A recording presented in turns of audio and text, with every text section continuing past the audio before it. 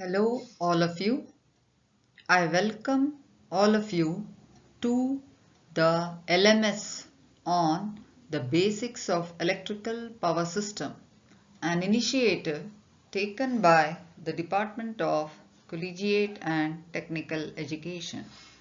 So today I am going to discuss the Unit 6, that is the basics of transmission and distribution, and specifically session 47. The course outcome for this unit is, that is ಈ course ಮುಗಿಸಿದಾದ್ಮೇಲೆ, okay, that is unit 6 ಇಂದ ಏನು ಕಲಿಬೋದು ಒಬ್ಬ ಹುಡುಗ ಅಂದರೆ the basic elements of electrical transmission and distribution systems. ಇದ್ರದ್ದು ಒಂದು ನಾಲೆಡ್ಜ್ ಬಂದಿರುತ್ತೆ ಹುಡುಗನಿಗೆ after the completion of this unit 6. Okay, ಈಗ ಸೆಷನ್ 46 ಅಲ್ಲಿ ನಾವು ಏನು ಡಿಸ್ಕಸ್ ಮಾಡಿದ್ವಿ? ಸಿಂಗಲ್ ಲೈನ್ ಡಯಾಗ್ರಾಮ್ ಲೇಔಟ್ ನೋಡಿದ್ವಿ. So that is of 11 kilovolt bar 400 volt substation, ಮತ್ತು ಅದರದ್ದು ಸಿಂಬಲ್ಸ್ ನೋಡಿತ್ತು. ಆಮೇಲೆ ಪ್ರತಿಯೊಂದರದ್ದು ಕಾಂಪೊನೆಂಟ್ದು ಫಂಕ್ಷನ್ಸ್ ನೋಡಿದ್ವಿ, ಸರಿನಾ?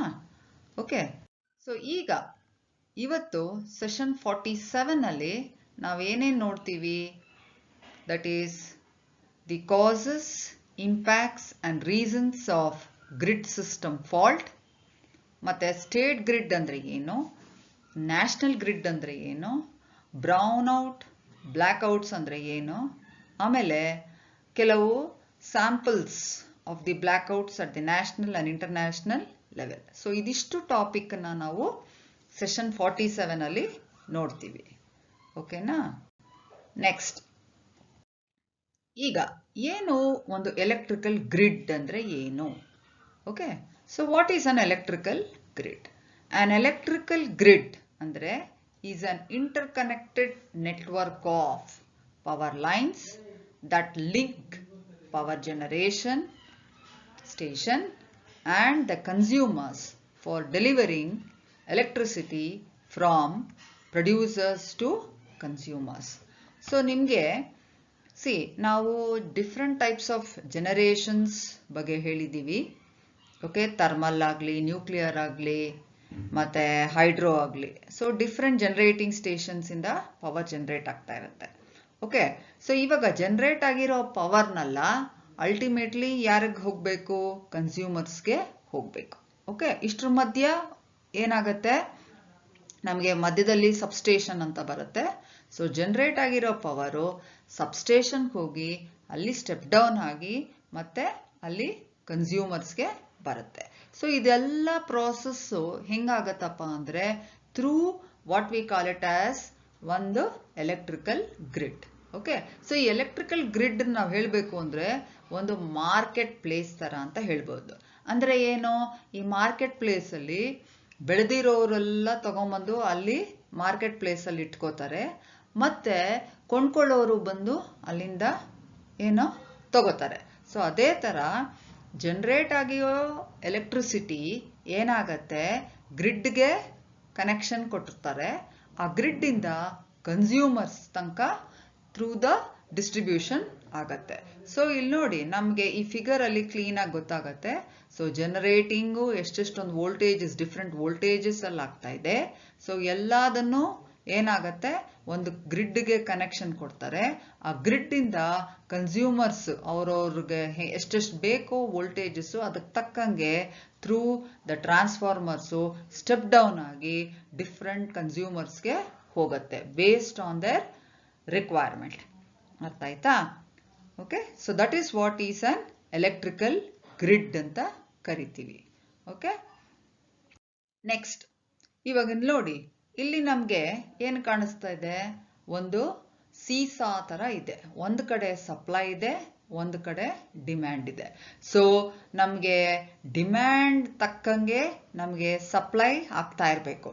ಹೆಚ್ಚು ಕಮ್ಮಿ ಏನಾದರೂ ಆದರೆ ಈ ಸೀಸಾ ಒಂದು ಮೇಲ್ ಹೋಗಿ ಒಂದು ಕೆಳಗಡೆ ಬಂದರೆ ಆವಾಗ ಪ್ರಾಬ್ಲಮ್ ನಮಗೆ ಆಗತ್ತೆ. ದಟ್ ಮೀನ್ಸ್ ಈಕ್ವಲಿಬ್ರಿಯಮ್ ಅಲ್ಲಿ ಡಿಸ್ಟರ್ಬೆನ್ಸ್ ಆದಾಗ there is going to be a tripping of the line ಅಂತ ಹೇಳ್ತೀವಿ. So sudden spike or drop in the power usage may trip the generating units.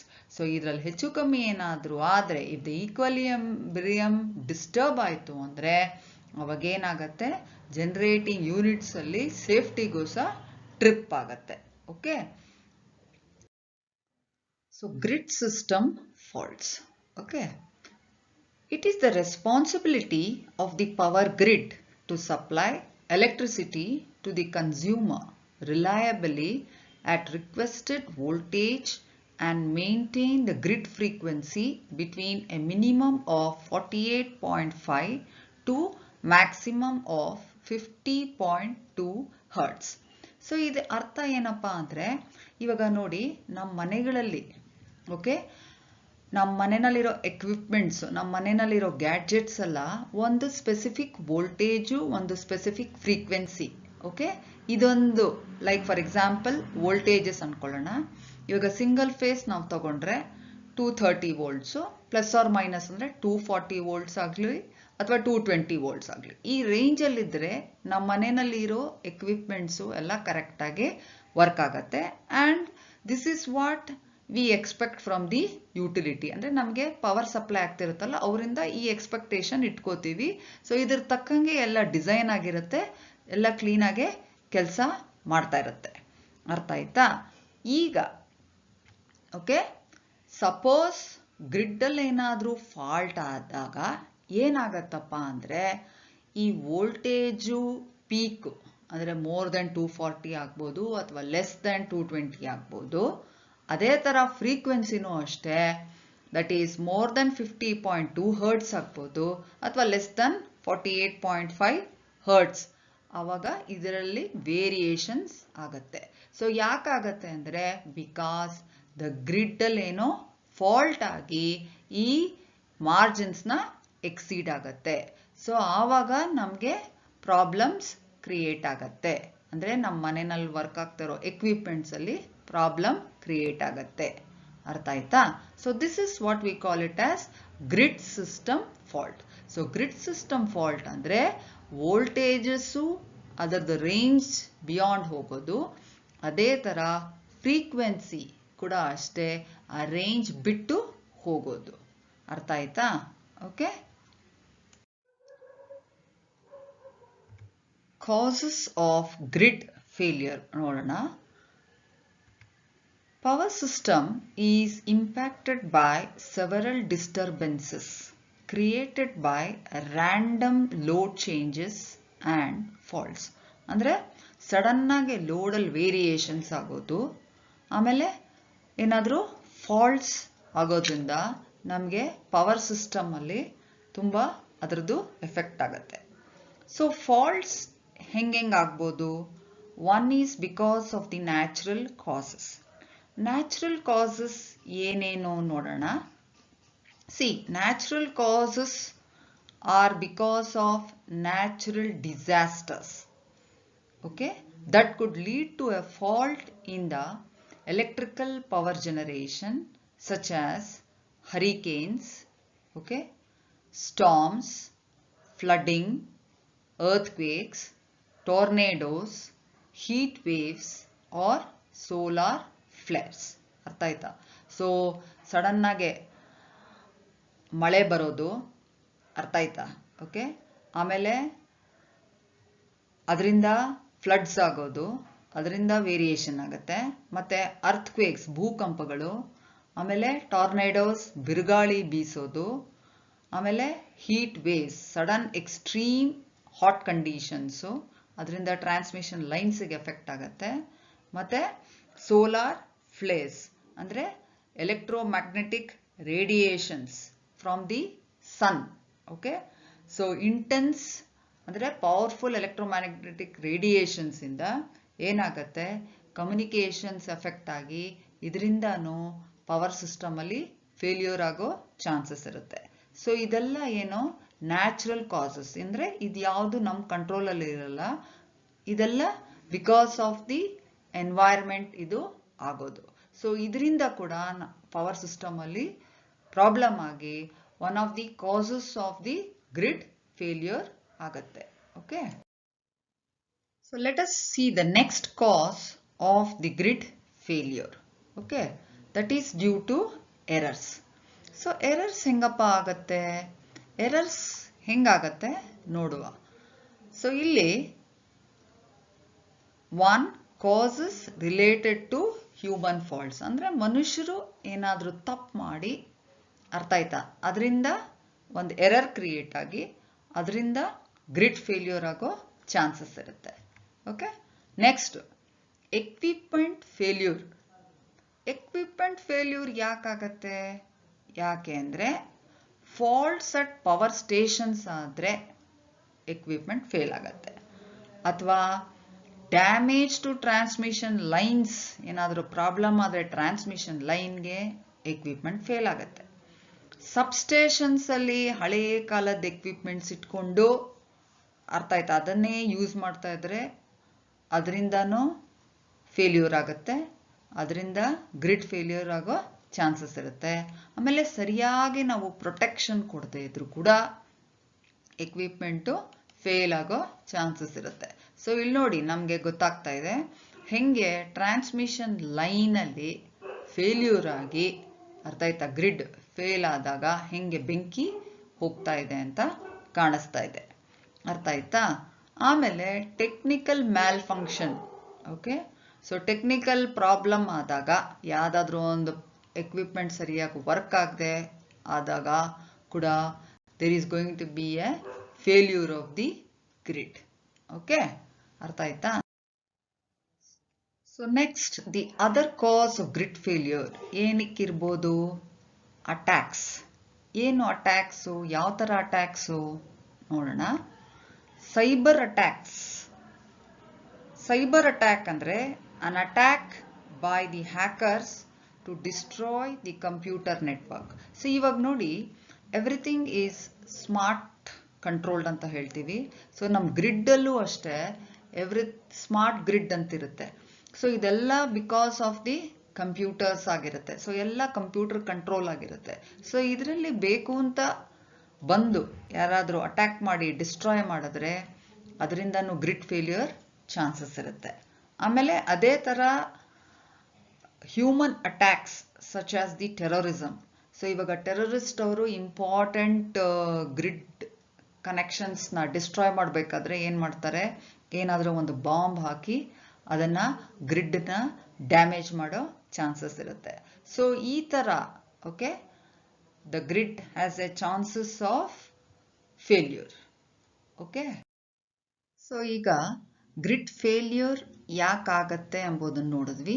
ಈಗ ಗ್ರಿಡ್ ಫೇಲ್ಯೂರ್ ಆಗೋದ್ರಿಂದ ಏನು impact ಇರುತ್ತೆ? Okay, so what is the impact of the grid faults or failure? So ನೋಡಿ, it will disturb the normal public life. So normal public life ಅಂದರೆ ಒಂದು example ಇಲ್ಲಿ ಕೊಟ್ಟಿದ್ದೀವಿ ನೋಡಿ. ಈಗ ನೀವೇ ನೋಡಿದ್ದೀರಾ, ಟ್ರೈನ್ಸ್, ಎಲೆಕ್ಟ್ರಿಕ್ ಟ್ರೈನ್ಸ್ ಇರುತ್ತೆ ನೋಡಿ. ಸೊ ಎಲೆಕ್ಟ್ರಿಕ್ ಟ್ರೈನ್ಸ್ ಮೇಲೆ ಈಗ ಬರ್ತಾ ಬರ್ತಾ ಡಿಪೆಂಡೆನ್ಸಿ ಜಾಸ್ತಿ ಆಗ್ತಾ ಇದೆ. ಎಸ್ಪೆಷಲಿ ನೀವು ಇವಾಗ ನಮ್ಮ ಬೆಂಗಳೂರಲ್ಲಿ ಮೆಟ್ರೋ ಇವಾಗ ನೋಡಿದ್ದೀವಿ, ಆದರೆ ಬಾಂಬೆನಲ್ಲಿ ಎಷ್ಟೋ ವರ್ಷಗಳಿಂದ ಎಲೆಕ್ಟ್ರಿಕ್ ಟ್ರೈನ್ಸ್ ರನ್ ಆಗ್ತಾ ಇದೆ. The whole of Bombay because of electric trains ಜನಗಳದ್ದು ಮೂವ್ಮೆಂಟ್ ನಡೆಯುತ್ತೆ. ಸೊ ಈ ಥರ ಗ್ರಿಡ್ ಫಾಲ್ಟ್ ಆದಾಗ ಓಕೆ, ಸೊ ನಾರ್ಮಲ್ ಪಬ್ಲಿಕ್ ಓಡಾಟನೇ ಪ್ರಾಬ್ಲಮ್ ಆಗೋದ್ರಿಂದ ನೋಡಿ ಇಲ್ಲಿ ಎಷ್ಟು ಕ್ರೌಡ್ ಜನಗಳು ಟ್ರ್ಯಾಕ್ ಹೊರಗಡೆ, ಟ್ರೈನ್ ಹೊರಗಡೆ ಇಲ್ಲಿ ನಿಲ್ತಿದ್ದಾರೆ. ಪ್ಲಸ್ ಇಲ್ಲಿ ನೋಡಿ ಮಕ್ಕಳಿಗೆ ಮನೆಗಳಲ್ಲಿ ಕರೆಂಟ್ ಹೋಗಿ, ಅರ್ಥ ಆಯ್ತಾ, ಟೋಟಲ್ ಪವರ್ ಫೇಲ್ಯೂರ್ ಆದಾಗ ಮನೆಗಳಲ್ಲಿ ಎಷ್ಟು ಪ್ರಾಬ್ಲಮ್ ಆಗುತ್ತೆ ಮಕ್ಕಳಿಗೆ ಓದೋದಕ್ಕೆ ಅಂತ ನಮಗೆ ಇಲ್ಲಿ ಗಮನಿಸ್ತಾ ಇದ್ದೀವಿ. So it will disturb the normal public life. This is just an example. So what are the other impacts of grid faults or failures? First one, ನೋಡೋಣ, affects the national development and security. ಅಂದರೆ ದೇಶದ್ದು ಅಭಿವೃದ್ಧಿ ಮತ್ತು ದೇಶದ್ದು ಭದ್ರತೆ ಕೂಡ problem ಆಗುತ್ತೆ because of the grid fault. ಆಮೇಲೆ loss of property and life. So ಈ important surgeries ನಡಿಬೇಕಾದ್ರೆ ಅಕಸ್ಮಾತ್ ಏನಾದರೂ ಕರೆಂಟ್ ಹೋಯಿತು ಅಂದರೆ ನೀವು ನೋಡಿ ಏನಾಗ್ಬೋದು ಅದರಿಂದ ಇಂಪ್ಯಾಕ್ಟ್. ಸೊ ಯಾವುದಾದ್ರೂ ಒಂದು machine May stop working. So ಅದರಿಂದ ಹ್ಯೂಮನ್ ಬೀಯಿಂಗ್ಸ್ಗೆ ಅಫೆಕ್ಟ್ ಆಗುತ್ತೆ. ಸೊ ದೇ ಮೇ ಇನ್ಫ್ಯಾಕ್ಟ್ ಅವರು ಜೀವ ಕಳ್ಕೊಳ್ಳೋ ಚಾನ್ಸಸ್ ಇರುತ್ತೆ. ಆಮೇಲೆ ಇಂಪಾರ್ಟೆಂಟ್ ಮೆಡಿಕಲ್ ಎಕ್ವಿಪ್ಮೆಂಟ್ಸ್ ವರ್ಕ್ ಆಗದೆ ಇರ್ಬೋದು. ಆಮೇಲೆ ಪ್ರೊಡಕ್ಷನ್ನಲ್ಲಿ ಲಾಸ್ ಆಗುತ್ತೆ. ಸೊ ಅದರಿಂದ ಅದು ಆರ್ಥಿಕ ಸಮಸ್ಯೆ ಕೂಡ ಇದರಿಂದ ಚಾನ್ಸಸ್ ಇರುತ್ತೆ. ಆಮೇಲೆ ರೆಗ್ಯುಲರ್ ಕಮ್ಯುನಿಕೇಷನ್. ಈಗ ಒಂದು ಕಮ್ಯುನಿಕೇಷನ್ ಅಂದರೆ ನೋಡ್ಕೊಳ್ಳಿ, ಇವಾಗ ಫಾರ್ ಎಕ್ಸಾಂಪಲ್ ಇವಾಗ ನಿಮ್ಮದು ಟವರ್ಸ್ ಇರುತ್ತೆ, ಮೊಬೈಲ್ ಟವರ್ಸು. ಸೊ ಅದರದ್ದು ಅಷ್ಟೇ, they all work because of electricity. So ಅದರಲ್ಲಿ ಫೇಲ್ಯೂರ್ ಆದರೆ ನಿಮಗೆ ಕಮ್ಯುನಿಕೇಷನ್ ಸರಿಯಾಗಿ ಆಗಲ್ಲ, ಇಂಪಾರ್ಟೆಂಟ್ ಕಮ್ಯುನಿಕೇಷನ್ದು ಫೇಲ್ಯೂರ್ ಆಗುತ್ತೆ. ಮತ್ತು ಬ್ಯಾಂಕಿಂಗ್ ಸೆಕ್ಟರ್ನಲ್ಲಿ ಪ್ರಾಬ್ಲಮ್ ಆಗುತ್ತೆ, ನೀರು ಬರದೇ ಇರ್ಬೋದು. ಆಮೇಲೆ ಟ್ರಾನ್ಸ್ಪೋರ್ಟೇಷನ್ನಲ್ಲಿ ನೋಡಿ ಇಲ್ಲಿ ಕಾಣಿಸ್ತಾ ಇದೆಯಲ್ಲ, ಸೊ ಜಾಮ್ ಆಗಿದೆ, ಸೊ ಸಿಗ್ನಲ್ಸ್ ಫೇಲ್ ಆಗುತ್ತೆ. ಸೊ ಎಲ್ಲದು ಒಂದೇ ಜಾಗದಲ್ಲಿ they will get held up. Okay, so let us look at the different types of grids, that is the state grid, national grid and the international grid. So the grids basically they vary in size from covering a single building. So one small building alli kuda cover agbodu, athwa one small geographical area cover agbodu, athwa one state cover agbodu. Based on that you have got the state grid. What is that? It is the network connecting the power plants to the consumers for distribution across the state. One entire state cover ಆಗೋ grid ಯಾವ connection ಹೆಂಗೆ ಕೊಡುತ್ತೆ throughout the state, ಅದನ್ನು ನಾವು state grid ಅಂತ ಕರಿತೀವಿ. ಅದೇ ಥರ ನ್ಯಾಷನಲ್ ಗ್ರಿಡ್ ಏನು ಮಾಡುತ್ತೆ? That will distribute the electricity across the entire country. The national grid interconnects the state grid ಮತ್ತೆ regional grids of the nation with network of high voltage power lines. Okay. Next, international grid ಏನು? Connection refers to a network of transmission lines that deliver electric power across the national borders. ಅಂದರೆ ಒಂದು ಕಂಟ್ರಿಯಿಂದ ಇನ್ನೊಂದು ಕಂಟ್ರಿಗೆ they are called as international grids. Okay, so looking at the Indian grid system, let us see how it is classified. India is the world's third largest producer and third largest consumer of electricity with an installed capacity of 374.2 gigawatts. So now ನೋಡಿ, ವರ್ಲ್ಡಲ್ಲೇ third largest producer ಇದ್ದೀವಿ, ಮತ್ತು ಅದೇ ಥರ consumer ಕೂಡ ಇದ್ದೀವಿ. ಆಮೇಲೆ ನಮ್ಮದು capacity ಎಷ್ಟಪ್ಪ ಅಂದರೆ 374.2 ಗಿಗಾವ್ಯಾಟ್ಸ್, ಅಂದರೆ 374.2 × 10⁻⁹ ವ್ಯಾಟ್ಸ್. ಅರ್ಥ ಆಯ್ತಾ? ಸೊ ನಮ್ಮ ಇಂಡಿಯನ್ ಗ್ರಿಡ್ಡು 5 ಪವರ್ ಗ್ರಿಡ್ಸಲ್ಲಿ ಕ್ಲಾಸಿಫೈ ಆಗಿದೆ. ಅರ್ಥ ಆಯ್ತಾ? ಸೊ ಯಾವ್ದ್ಯಾವುದು? North eastern grid, northern grid, western grid, southern grid ಮತ್ತು eastern grid. Okay, northern, western, eastern, north eastern and the southern grid ಅಂತ ಕ್ಲಾಸಿಫೈ ಮಾಡಿದ್ದೀವಿ. ನೋಡೋಣ. So now let us look at the different grids and what regions they cover. So the northern grid covers the states of Punjab, Haryana, Rajasthan, Delhi, Uttar Pradesh, Uttarakhand, Himachal Pradesh, Jammu and Kashmir and Chandigarh. So ಈ ಸ್ಟೇಟ್ಸ್ನೆಲ್ಲ northern grid cover ಮಾಡುತ್ತೆ. ಅದೇ ಥರ eastern grid ನೋಡೋಣ. West Bengal, Chhattisgarh, Bihar, Jharkhand, Orissa and Sikkim. ಇದನ್ನೆಲ್ಲ connect ಮಾಡೋ ಗ್ರಿಡ್ನ eastern grid ಅಂತ ಕರಿತೀವಿ ಈ ಸ್ಟೇಟ್ಸ್ನ. ಓಕೆ, ನಾರ್ತ್ ಈಸ್ಟರ್ನ್ ಗ್ರಿಡ್ ಯಾವುದಪ್ಪ? Arunachal Pradesh, Nagaland, Assam, Meghalaya, Manipur, Mizoram and Tripura. All these states cover ಮಾಡೋದನ್ನ ನಾರ್ತ್ ಈಸ್ಟರ್ನ್ ಗ್ರಿಡ್ ಅಂತ ಕರಿತೀವಿ. ನೆಕ್ಸ್ಟ್ ವೆಸ್ಟರ್ನ್ ಗ್ರಿಡ್ ಯಾವ್ದ್ಯಾವುದು? ಮಹಾರಾಷ್ಟ್ರ, ಗುಜರಾತ್, ಮಧ್ಯಪ್ರದೇಶ್ ಮತ್ತೆ ಗೋವಾ. ಸದರ್ನ್ ಗ್ರಿಡ್ ನಾವು ಬರೋದು ತೆಲಂಗಾಣ, ತಮಿಳುನಾಡು, ಕೇರಳ, ಕರ್ನಾಟಕ, ಆಂಧ್ರ ಪ್ರದೇಶ್ ಮತ್ತೆ Puducherry. Okay, so the Indian grid system ಎಲ್ಲ ರೀಜನ್ಸ್ದು ಇಂಡಿಯಾ ಮ್ಯಾಪಲ್ಲಿ ಒಂದು ಕ್ಲಿಯರ್ ಪಿಕ್ಚರ್ ಸಿಗುತ್ತೆ. The northern region, the western region, the southern region, eastern region ಮತ್ತೆ north eastern region. So India ಮ್ಯಾಪಲ್ಲಿ ಕ್ಲಿಯರ್ ಆಗಿ ಡಿಫ್ರೆಂಟ್ ಕಲರ್ಸ್ ಅಲ್ಲಿ ತೋರಿಸಿದ್ದೀವಿ. So you can get an idea regarding the Indian grid system connected in the different regions. So what is a brownout? ನೋಡೋಣ. A brownout is an intentional or unintentional drop in the voltage in an electrical power supply. See, ಇವಾಗ ನಿಮ್ಗೆ ಹೇಳಿದ್ನಲ್ಲ, demand ಮತ್ತು ಸಪ್ಲೈನಲ್ಲಿ variations ಆದಾಗ okay ಏನಾಗುತ್ತೆ, ಸಡನ್ನಾಗೆ there is going to be a variation of the voltage. Okay, so voltage drop ಆಗುತ್ತೆ. So voltage drop ಆದಾಗ ನಿಮ್ಮ ಮನೆಗಳಲ್ಲಿ ನೀವು ಗಮನಿಸಿದ್ರೆ ಸಡನ್ನಾಗೆ ನಿಮ್ಮ ಮನೆಯಲ್ಲಿರೋ ಇನ್ಕ್ಯಾಂಡಿಸೆಂಟ್ ಬಲ್ಬ್ಸ್ ಎಲ್ಲ ಡಿಮ್ ಆಗುತ್ತೆ. ಅರ್ಥ ಆಯ್ತಾ? ಸೊ ಇದು ಏನಪ್ಪ ಇಂಡಿಕೇಶನ್ ಅಂದರೆ, ಇದು ಇಂಡಿಕೇಶನ್ ಏನಂದರೆ there is A brown out that is happening ಅಂತ ನೀವು ಇನ್ಮೇಲೆ ತಿಳ್ಕೊಬೇಕಾಗತ್ತೆ. ಸೊ ಇಲ್ಲಿ ನೋಡಿ, ಇಲ್ಲಿ ನಮಗೆ ಪಿಕ್ಚರಲ್ಲಿ ಕಾಣಿಸ್ತಾ ಇದೆ. ಸೊ ಒಂಥರ ಫ್ಲಿಕರಿಂಗ್ ಥರ ಆಗ್ತಾ ಇದೆ. ಸೊ ಈ ಥರ ಆದಾಗ ಏನಂದರೆ power supply next fully cut off ಆಗೋ ಚಾನ್ಸಸ್ ಇರುತ್ತೆ.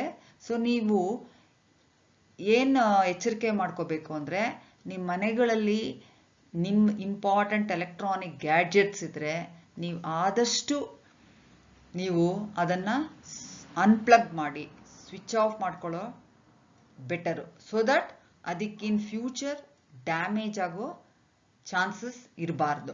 ಏಕೆಂದರೆ ದ ವೋಲ್ಟೇಜ್ ಈಸ್ ಡ್ರಾಪಿಂಗ್ ಅಂತ ಒಂದು ಐಡಿಯಾ ನಿಮಗೆ ಬರಬೇಕು. So this is what we call it as a brownout ಅಂತ ಹೇಳ್ತೀವಿ. ಅರ್ಥ ಆಯ್ತಾ? ಓಕೆ, ಈಗ ಬ್ರೌನ್ಔಟ್ ನೋಡಿದ್ವಿ. ಸೊ ಬ್ರೌನ್ಔಟು ಆದಮೇಲೆ ಫರ್ದರ್ ಅದಕ್ಕೆ ನೆಕ್ಸ್ಟ್ ಎಫೆಕ್ಟ್ ಏನಪ್ಪ ಅಂದರೆ blackout. A blackout is a total loss of electrical power to a particular area. See, brownout ಅಲ್ಲಿ ಡಿಮ್ ಆಗುತ್ತೆ, ಫ್ಲಿಕರಿಂಗ್ ಇರುತ್ತೆ. ಬ್ಲ್ಯಾಕ್ಔಟ್ ಅಲ್ಲಿ it is caused by a total loss of electrical power. ಅರ್ಥ ಆಯ್ತಾ? So ಯಾಕಾಗತ್ತದು? there is an imbalance between power generation and consumption. ಸೊ ನಾವು ಏನು ಮಾಡ್ತಾ ಇದ್ದೀವಿ, ಬರ್ತಾ ಬರ್ತಾ ಕನ್ಸ್ಯೂಮರ್ಸ್ ಜಾಸ್ತಿ ಆಗ್ತಾ ಇದ್ದೀವಿ, ಆದರೆ ಜನರೇಟ್ ಆಗ್ತಾ ಇರೋದು ಸಾಕಾಗ್ತಾ ಇಲ್ಲ. ಸೊ ಇನ್ನೇನು ಮಾಡ್ತಾರೆ ಪವರ್ ಕಂಪನಿಯವರು? ಸೊ ಬರ್ತಾ ಬರ್ತಾ ಅವರು ಪವರ್ನ ಕಟ್ ಆಫ್ ಮಾಡೋಕ್ಕೆ ಶುರು ಮಾಡ್ತಾರೆ. ಸೊ ಕಟ್ ಆಫ್ ಆಗೋದ್ರಿಂದ ಏನಾಗುತ್ತೆ, it will lead to a total blackout. So ಈ ಬ್ಲ್ಯಾಕ್ಔಟು ಫ್ಯೂ ಮಿನಿಟ್ಸ್ ಇರ್ಬೋದು, ಅಥವಾ ವರ್ಸ್ಟ್ ಕೇಸಲ್ಲಿ it may stretch into several hours, days or even weeks. So it is very important that the power company, that is the utilities, they balance between generation as well as consumption in order to avoid the blackouts and cause inconvenience to the consumers. Okay na? So the sample blackouts at the national and international level ಒಂದು table format ಅಲ್ಲಿ ಕೊಟ್ಟಿದ್ದಾರೆ. So ಈ table ನಲ್ಲಿ ನೋಡಿ, ನೀವು ಗಮನಿಸ್ಕೊಂಡ್ರೆ ಯಾವ ಕಂಟ್ರಿನಲ್ಲಾಗಿದೆ, ಎಷ್ಟು ಜನ ಅಫೆಕ್ಟ್ ಆದ್ರು, ಎಷ್ಟು ಡ್ಯೂರೇಷನ್ ಅಲ್ಲಿ ಅಫೆಕ್ಟ್ ಆಯಿತು ಅಂತ ಒಂದು ಐಡಿಯಾ ಸಿಗುತ್ತೆ. ಸೊ ಇಲ್ಲಿ ನೋಡಿ, ನಾವು ಫಸ್ಟ್ ಒನ್ ಅಲ್ಲಿ 2012 ಅಲ್ಲಿ ಇಂಡಿಯಾನಲ್ಲಿ ಬ್ಲ್ಯಾಕ್ ಔಟ್ ಆಯಿತು. 620 ಮಿಲಿಯನ್ ಪೀಪಲ್ ಅಫೆಕ್ಟ್ ಆಗಿದ್ರು. ಮತ್ತೆ July 30th and 31st 2 full days black out ಆಗಿತ್ತು. ಅದೇ ಥರ 2001 ಅಲ್ಲಿ ಇಂಡಿಯಾನಲ್ಲಿ 230 ಮಿಲಿಯನ್ ಪೀಪಲ್ ಅಫೆಕ್ಟ್ ಆಗಿದ್ರು. ಜನವರಿ 2 ಆಗಿತ್ತು.